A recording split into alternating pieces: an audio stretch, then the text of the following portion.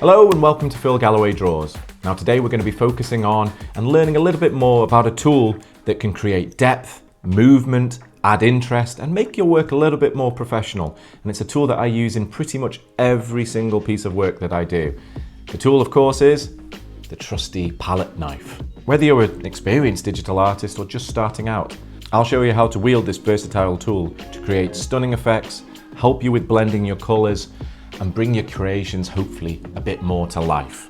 So grab your stylus and let's get started. So whoa, slow down a second. First of all, we've got to know what a palette knife actually is. Now this may be teaching a few of you to suck eggs and I'm really sorry about that, but for those who don't really know what I'm talking about, this is for you. So essentially a palette knife, here are a few of my very messy examples from the garage, from when I paint with real paint. It's a blunt steel tool used for mixing or applying paint. That's essentially it. It's called a palette knife because you mix on the palette, that you would mix your colors. It's a flexible steel blade which can be pushed down and used to mold the paint. And on this one you can see it's a little bit more flexible at the end there. It's like a trowel shaped tip, this one, or you can get a flat, more like a kind of cake spreader on that one. So it's primarily used for mixing the paint, as I said, but also for applying the paint to the canvas or to create texture and movement by scraping in or pulling and dragging across the canvas. You would apply a little bit of paint across one side of it and then move it straight across the canvas or cut into it as well. So they're very versatile little tools that can be used for lots of different things. And just because we're going to be switching to digital and using the digital tool doesn't mean we can't get the same effects. Now it's been said the French artist Gustave Courbet actually kind of came up with the trowel shaped one for a lot of his work. I'm not quite sure about that, but definitely the French Impressionists and other people around that kind of time definitely started using Cézanne, amongst others, Pissarro, definitely started using more of these tools to create their kind of thick impasto techniques and essentially kind of move art forward from very fine blending and glazes and different things like that to more expressive, more movement, more kind of splashing the paint on and using the colour and the texture of the paint to create more interesting work. So having said all that, I'm going to be mainly using Artrage today because it's got a fantastic set of palette knife tools on there. But pretty much every art program out there will have some form of palette knife tool on there, or at least brushes you can download. I know I've seen many brushes on for Procreate, for Photoshop, and they would create the same kind of effect. The nice thing with Artrage and the tools on Rebelle 7 Pro, for example, is that very much you can play with them as you go. It's not just a kind of almost like a sticker effect. You can push and pull to your heart's content and really kind of try and capture that true essence of using a palette knife with oils, acrylics, gouache on a canvas. So enough of that, come on, back to it. Right, so as you can see, I've got Artrage open. As I've mentioned in many of my videos before, go and check them out if you've not seen them. I use Artrage Vitae for a lot of my work. It's a fantastic tool. It's a fantastic program overall, just for moving paint, creating artwork with realistic paint flow. And once you kind of get to grips with it and start experimenting a little bit more with it, you'll realize it is a very, very powerful tool and I love using it. I've used it for ages. So as you can see, I've got a little bit of a mess here going, just experimenting with a few of the palette knives which are available to you. And just remember that, the knives are great for creating several effects that you just can't make with a brush. For example, you can create thin broken lines by evenly spreading the paint across the edge of a tool, or it's effective for dragging one color into another, leaving a rough and scattered edge. Or you might want to use the knife to kind of create an underpainting, or a roughly block-in color behind it. But basically, I'll go through what tools are available for you in Artrage, but be sure if you don't use Artrage, I heartily recommend downloading it and giving it a try. There's often sales on for it and different things, and so worth checking out. But have a look on your programs. I know there's one on Rebelle, and you can get, like I said before in the introduction, brushes that will help you in Photoshop and different things like that. So first of all, let's clear the layer on the side. Come over here, layers. I like you layers over here. And let's get rid of that layer. We'll create a new one and we'll get rid of that one. There we go. So on the bottom left on your tool wheel, you'll see the palette knife there. You can see it flashing up if I can get it to say it. No, it's not. There it is, palette knife. So that is your starting point for today. So let's make the brush a little bit smaller. Now you do this by dragging up on the percentage sign in the bottom left, up or down. If you drag down, it goes up. If you drag up, it will go down. So if we click on our palette knife and we click settings there, it will give us a list of different kind of brushes, knives to use and different effects you can get, which can then be kind of dive deeper into. So this is just going to be a little whistle-stop tour of the initial brushes, and then I'll show you how we use them.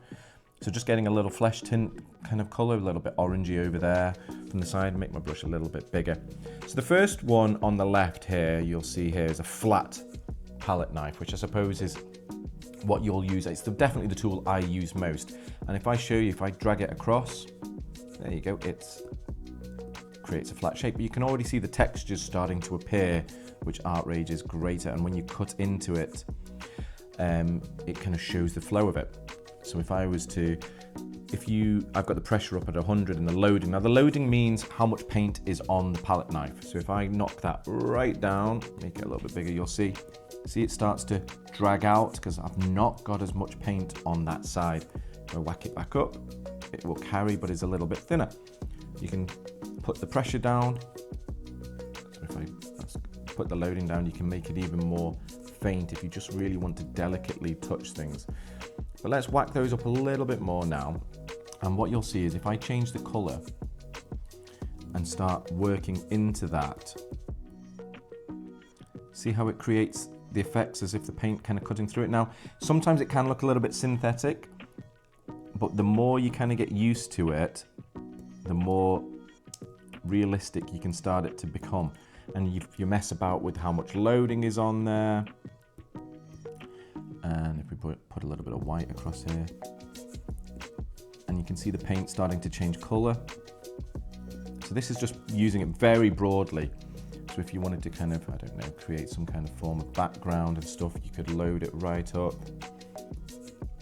You know, you could get your hills in, and you can work nice and fast with the palette knife and just being quite expressive on things. And before you know it, you know, you've got a building block with which to kind of build on, so to speak.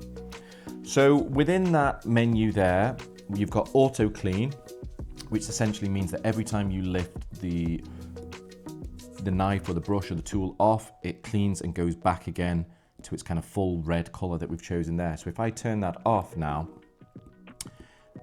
we will have, and see, if I mix it with the green over here and then go to paint over here, I will have a murky color. So if you really want to muddy the canvas, you can do. I like to keep it on auto clean for most of my work, so I know exactly the color I'm gonna get when I next apply it to the canvas. The next tool here is the lock rotation. So you can spin it around, as you see, and essentially it does exactly what it says on the tin. It creates it so it's just a complete flat. You can't turn it, but you can get these nice sharp edges if I was to rotate it the other way. Again, it's not a tool I use massively, but if you want to get those sharp sweeping things, it depends on your style of art, I suppose, you totally can. Okay, so that's just the first kind of tool of just splashing the paint on. We're not even talking about blending or anything yet. Now, we'll do a little quick tour of the other ones. If I just hide that tool for now, let's just bring up an orangey red. Now the next tool is called Edge, and this is, I suppose, if you imagine in the real world you've applied paint to just the side of the palette knife or just kind of tipping it. So if we've got loading and pressure quite a bit, and you'll see it's on one side of it. If we don't lock rotation, then we can spin it. Now, this tool can become very handy, I suppose, if you're into kind of cubist art or some kind of, weird and wonderful modern art, I suppose, because you can create that kind of lots of movement. I've used it for paintings when I've had to do athletics and runners and stuff like that, because you can do it kind of flashes off behind them and create all these interesting shapes. And again, if you mess with the auto clean, you get the kind of paint muddying up. So you can kind of see how you can create very, very quick movement just by a few brush strokes here and there. So the next tool there is the smudge one, which is kind of self-explanatory. There's no paint applied to the knife on this one. It just kind of pushes and pulls. So imagine it's almost like using maybe like a rag with terps on it, really, to kind of push it back and move it around. So less of a knife, more of a Photoshoppy tool, but again, comes in handy. The next one is blur, which just softens the edges, which can be quite handy just to kind of, if you want to push a landscape back. So again, it's not really a palette knife tool so much, but you can imagine kind of stippling and moving paint around with a bit of terps on a rag, and that would create depth. But it's in the palette knife tools, so it's at your disposal. And then the next one is wet. So this kind of scatters what you've got on there, and you can change the setting and how much color is there and drip size and everything. And again, it's just as if you're kind of cutting into it. Again, a little bit more like a Photoshoppy kind of tool, less one I use. The main ones I use really are the flat and the edge one at the beginning. They're the ones to go for. Now you can bring up another little list here, or you can click on the image if I think, where do we go?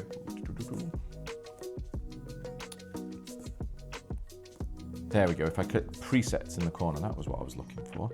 And this shows you a few more options, and it gives you a little example of what it does if you want to just blend color using the knife edge trail. So it's worth experimenting with. And before I show you a few kind of actual examples of where I've used it and how to use it and what it could be used for, there's one more little thing I wanted to show you. So if I get rid of that one. Now in Artrage, again, because it's all about the manipulation of paint and the effects it kind of the brush and the knife and the paint itself and the color all interacting together, it's got another little trick up its sleeve. So if you click on the bottom left here, see this tube of paint tube. Okay, we'll make it a little bit bigger. You can make it really shiny or a bit more matte. Let's just do it about there. Now, if I was to bring up, just do a blue here, and do a big scoosh of paint here, so you'll see if I put it a little bit less glossy, it makes it a bit more matte. So this is quite good for if I clear the layer and maybe do, again, like the hills in the background, like we were saying before, very kind of rough, a little bit of aerial perspective as it's kind of more in the distance. Again, don't read too much into this. This is just kind of showing an example of things as it comes deeper towards you. Okay, so that's just kind of really, really chunkily put on there. But if we bring up our knife and we put our loading right down, so there's no paint actually on our palette knife at the moment, what we can do then is start using the chunky amounts of paint that we've got already on the canvas from our paint tube and start blending them together. And see how it creates ridges and as you kind of pull through. And although this is quickly done, once you kind of get a little bit more practiced in it, you can really start to lose the digital look and start to make it look more and more realistic, like oil painting. And when you stand back from it, it really kind of can trick the eye into making it think that it's got text and depth. I printed some of these up huge at once for an exhibition a couple of years back, and people were coming up and couldn't tell whether it was real paint or digital, which I suppose was a testament to the power of Artrage and these tools that are so readily available to us. So it's worth experimenting. So as you can see, just gives you a little idea that you can really quickly build up a quick scene if you just needed to do thumbnail sketches or just show an example of something, or you're just out and about and wanting to do some plein air painting and just want to capture the mood. It's there. So it's worth having a try with this paint tube as well. Okay, so just to quickly show you a few examples of the palette knife actually in use, I suppose.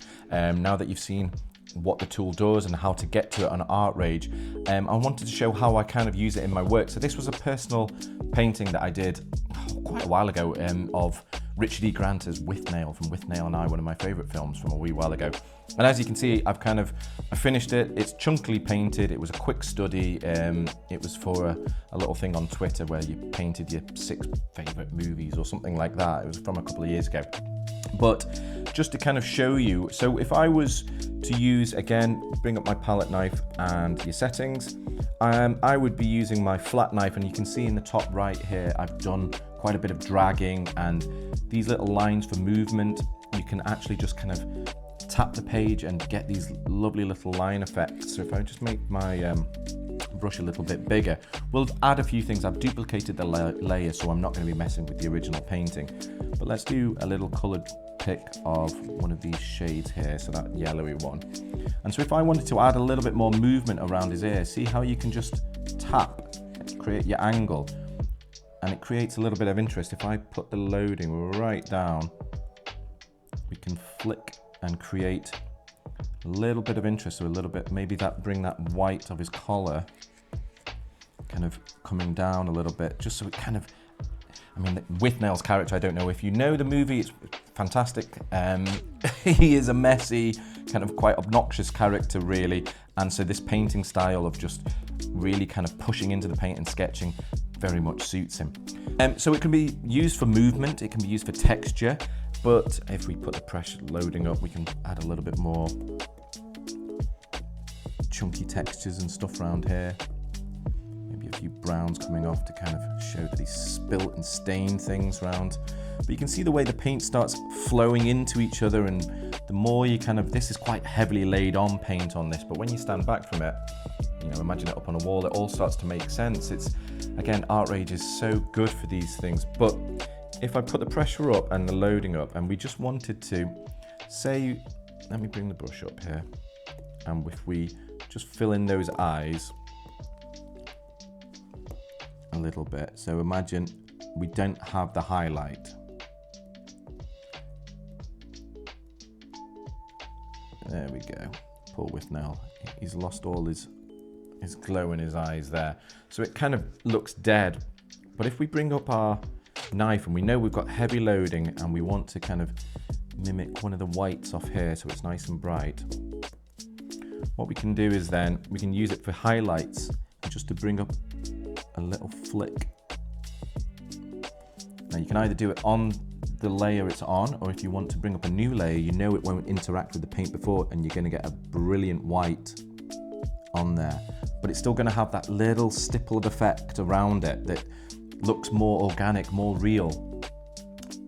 So it's great for highlights, it's great for texture, it's great for movement, it's great for kind of cutting in and just getting effects like on his hair there that you wouldn't be able to get with just the normal brushes on things. And I think that's where artists, especially in the kind of, from, you know, the age of Impressionism and the French artists there, they kind of revolutionized the way that paint could be used to create that movement, create a scene that when you stand back from it, it starts to make sense. So don't think of things as so rigid that I've got to paint everything very, very detailed. You can be more expressive with your work, and way more expressive with your brush strokes.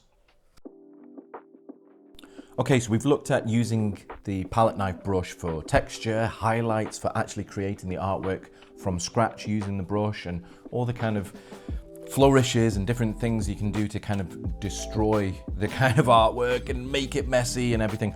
But it can also be used for more delicate approach and for blending, and I'm going to show you two little things that can add a little bit more interest as well to your artwork. So just, I don't want this video to go on too long really. It's just a kind of a whistle-stop tour of what a palette knife is and why you should use it really.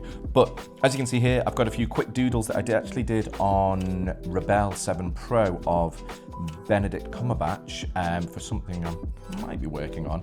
It was just roughly sketching. So if I just add a little bit, I mean, this is going to be very rough here. Add a little bit of colour round old Benedict's eyes and nose, just to kind of show you. So this is just with a normal brush, loosely done. And, you know, I'm not really thinking too much about the actual colour here because I really don't have the reference picture up, but it's just to kind of show you. Bring across a little bit of that. And also, if I was to use the pencil tool, which is great for kind of more smoky detail, or if you wanted to kind of bit of that. So as you can see, it's just starting to build it up, and we've got a little bit of highlights coming across his nose. And you can see where it's kind of starting to take shape. But if you wanted to keep it all messy and, you know, painterly like that, fantastic. But for a lot of my work, the portraits, the client wants them to be very, very detailed, and for some of them, they don't want any brush strokes whatsoever. So this is where the palette knife comes in unbelievably handy for me. I use it all the time for this. Not stencils. I use it all the time for this. So if you go to settings, and we're going to put our loading right down because we don't want any paint on there, and we can put our pressure down about there as well. So say I wanted these colors, make my brush a little bit smaller, to really blend into each other. What we can start doing is we can start losing those brush strokes. And I have to do this for a lot of kind of the sport art that I do, for the women that I have to paint. They want them to be very smooth, very realistic, but with no kind of texture to it whatsoever. So as you can see, I'm working fast, I'm just pushing the paint around to try and get a feel and to try and create that 3D depth. Now obviously I'd have more examples, and I'll flash up a few on the screen to show you what I mean. But as you push, imagine the palette knife is kind of creating the contours by the direction which you push and pull. And you can really kind of see that kind of make it start looking 3D. If we added a little bit more white to there, we can create highlights quite easily, and you can start to see it starting to take shape. Now ignore the colors obviously. And so we can make it look very neat and tidy as well. So it doesn't have to be scattergun every time we use the palette knife. Depending on the type of style of work that you do, whether it's painterly, loose, or very tight, there's a brush that can help you. Now, particularly, like I said, these first two are the ones I use mainly, but have an experiment, have a play, see what your program that you particularly like has at its disposal for you. Try some of these downloadable brush sets that you can get. They're cracking. Some of the ones that I see people using are really good, and I probably should give them a go, but I'm a bit of a stickler for Artrage at the moment. I just kind of think it kind of ticks all my boxes of how I work, so I don't switch too much, but have a play, have an experiment. And the last little thing I'm just going to show you is almost like a little hidden Easter egg that some people kind of miss really on Artrage, and I've not really seen how to do this as well on other art programs, and I'll show you now in a second. Just kind of getting into quite painting old Benedict here. I could see this kind of work, and if I kept going on it, but you see where we're going with that. It's starting to look pretty cool. But imagine, this is the last one before I kind of close up and we wrap up this.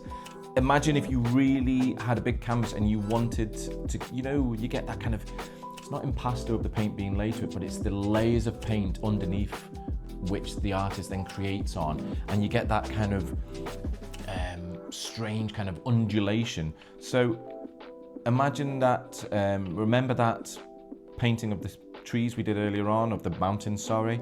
If we lift that and we put that one on as well. Now see how underneath, Artrage knows that you've laid something on top of the paint, whether you've imported a layer or you're creating on top of that layer.